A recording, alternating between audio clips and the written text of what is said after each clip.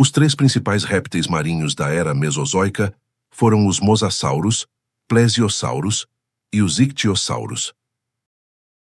O mosassauro. Durante o período Cretáceo Superior, quando os oceanos atingiam níveis elevados e cobriam vastas áreas dos continentes, um dos predadores mais impressionantes que já existiram assumiu o controle dos mares, o mosassauro. Embora popularmente chamado de dinossauro marinho, ele não era um dinossauro, mas sim um réptil marinho altamente especializado, pertencente a um grupo aparentado aos lagartos modernos. O mosassauro viveu aproximadamente entre 105 e 66 milhões de anos atrás, nadando em oceanos que hoje correspondem à América do Norte, América do Sul, Europa, África e Ásia. Os primeiros fósseis foram encontrados no século XVIII, mas foi apenas nas últimas décadas que estudos mais detalhados transformaram completamente nossa visão sobre esse animal. Pesquisas lideradas por paleontólogos como Michael Poulsen, Louis Jacobs e Nathalie Bardet, baseadas em fósseis excepcionalmente preservados, revelaram que o mosassauro possuía um corpo extremamente hidrodinâmico. Descobertas recentes confirmaram a presença de uma cauda com nadadeira vertical bem desenvolvida, semelhante à de tubarões modernos, o que indica que ele não apenas deslizava pela água, mas era capaz de arrancadas rápidas e perseguições explosivas. Sua alimentação refletia seu status de predador supremo. Marcas de dentes, fósseis associados e conteúdos estomacais fossilizados indicam que o mosassauro se alimentava de peixes ósseos, tubarões primitivos, amonites, aves marinhas e outros répteis marinhos, incluindo plesiosauros. Há também evidências claras de canibalismo, com mosassauros menores encontrados com marcas de mordida compatíveis com indivíduos adultos. A aparência do mosassauro também vem sendo reconstruída com mais precisão. Estudos comparativos sugerem coloração escura no dorso e mais clara no ventre, um padrão conhecido como contrassombreamento, que oferece camuflagem eficiente tanto para atacar presas abaixo quanto para evitar ser detectado acima. Um dos temas mais debatidos atualmente é sua forma de reprodução. A maioria dos especialistas defende que os mosassauros eram vivíparos, dando à luz filhotes vivos diretamente no oceano. Essa hipótese é sustentada pelo fato de serem totalmente adaptados à vida aquática, com pouca ou nenhuma capacidade de locomoção eficiente em terra firme, além da descoberta de fósseis de indivíduos muito jovens em ambientes oceânicos profundos, sugerindo nascimento no mar. No entanto, esse cenário ganhou novos contornos com a descoberta de um grande fóssil de ovo encontrado na Antártica, descrito em estudos recentes. Embora o ovo tenha sido atribuído a um réptil marinho gigante do período Cretáceo, alguns pesquisadores levantaram a possibilidade de ele pertencer a um mosassauro ou a um parente próximo. É importante destacar que essa interpretação ainda é especulativa. O fóssil não apresenta um embrião preservado que permita uma identificação definitiva, e muitos cientistas alertam que ovos de répteis marinhos poderiam pertencer a grupos diferentes, ou até representar estratégias reprodutivas raras ou alternativas. Assim, o consenso atual aponta que a viviparidade continua sendo a explicação mais aceita para os mosassauros, mas a descoberta do ovo mantém o debate aberto, mostrando que mesmo criaturas tão estudadas ainda guardam mistérios. O mosassauro não foi apenas um gigante dos mares antigos.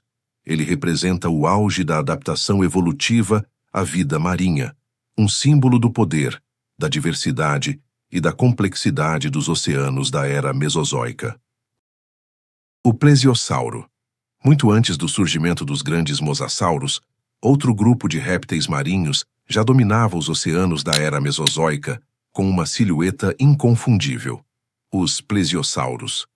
Com seus longos pescoços, corpos robustos e 4 nadadeiras poderosas, eles se tornaram um dos símbolos mais icônicos da vida marinha pré-histórica.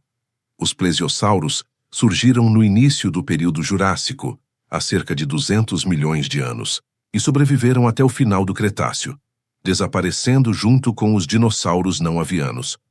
Eles nadaram em praticamente todos os grandes oceanos do planeta, desde mares rasos costeiros até águas mais profundas, como comprovam fósseis encontrados na Europa, América do Norte, América do Sul, África, Ásia e Antártica. Estudos recentes liderados por pesquisadores como Adam Smith, Richard Forrest e Fabian Knoll demonstraram que os plesiosauros não eram nadadores lentos e desajeitados, como se pensava no passado. Modelagens biomecânicas modernas revelaram que suas 4 nadadeiras funcionavam de forma semelhante às asas de pinguins e tartarugas marinhas, permitindo uma natação extremamente eficiente, estável e silenciosa, ideal para emboscadas. A alimentação dos plesiosauros variava conforme o grupo. Espécies de pescoço longo se alimentavam principalmente de peixes pequenos, cefalópodes e crustáceos, usando movimentos rápidos do pescoço para capturar presas. Já os pliosauros, um subgrupo de plesiosauros de pescoço curto e crânio grande, ocupavam o topo da cadeia alimentar, predando outros répteis marinhos, incluindo ictiossauros e até juvenis de mosassauros. Um dos avanços mais importantes dos últimos anos foi a confirmação de que os plesiosauros eram vivíparos. Um fóssil excepcional, descrito por paleontólogos da Universidade de Bonn, revelou um embrião bem preservado dentro do corpo de um plesiosauro adulto. Essa descoberta confirmou que eles davam à luz filhotes vivos no oceano, indicando comportamento reprodutivo complexo e possivelmente cuidado parental inicial. A aparência dos plesiosauros também foi refinada por estudos recentes. Análises de pigmentação fossilizada sugerem coloração escura na parte superior do corpo e mais clara na parte inferior, um padrão clássico de camuflagem marinha. Além disso, pesquisas indicam que o famoso pescoço longo não era mantido erguido como em ilustrações antigas, mas projetado de forma mais horizontal, reduzindo o arrasto na água. Interações ecológicas revelam um oceano competitivo. Marcas de mordidas em fósseis indicam confrontos com grandes tubarões primitivos e ataques de mosassauros no final do Cretáceo, quando esses predadores começaram a dominar os mares. Os plesiosauros representam uma linhagem extraordinária de adaptação marinha, combinando elegância, eficiência e diversidade. Eles foram protagonistas dos oceanos mesozoicos por mais de 100 milhões de anos, deixando um legado fóssil que ainda hoje continua a revelar novos segredos sobre a vida nos mares antigos. O ictiosauro. Quando os primeiros dinossauros ainda davam seus passos iniciais em terra firme, um grupo de répteis marinhos já havia conquistado os oceanos com uma eficiência que lembra os animais marinhos modernos, os ictiossauros.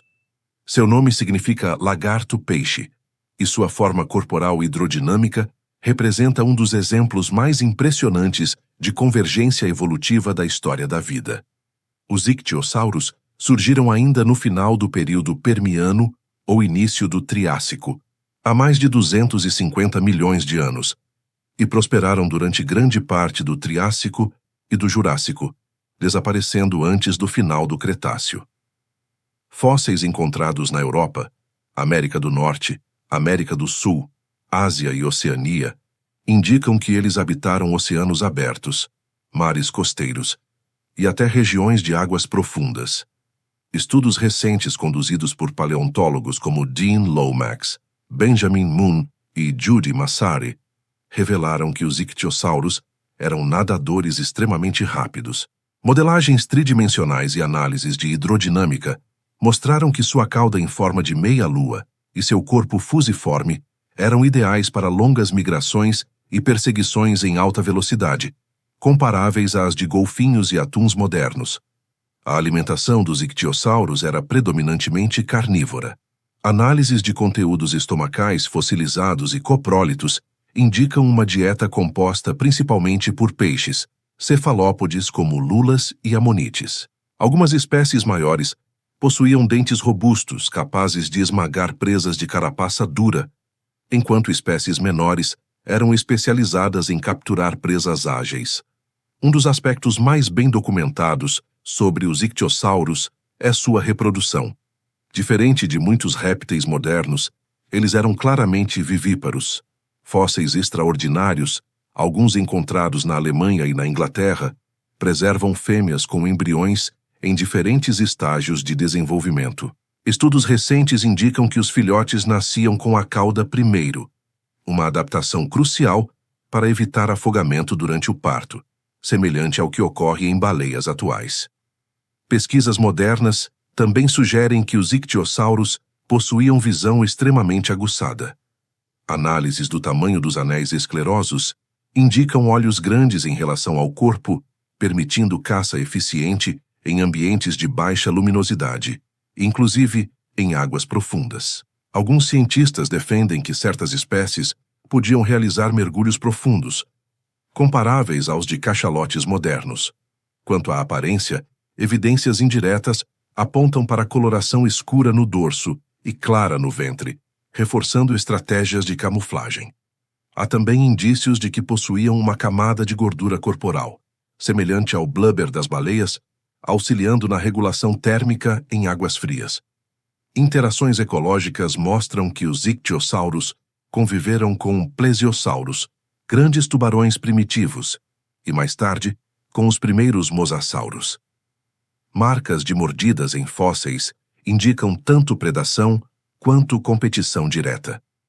Os ictiossauros representam o primeiro grande experimento evolutivo de répteis totalmente adaptados à vida marinha.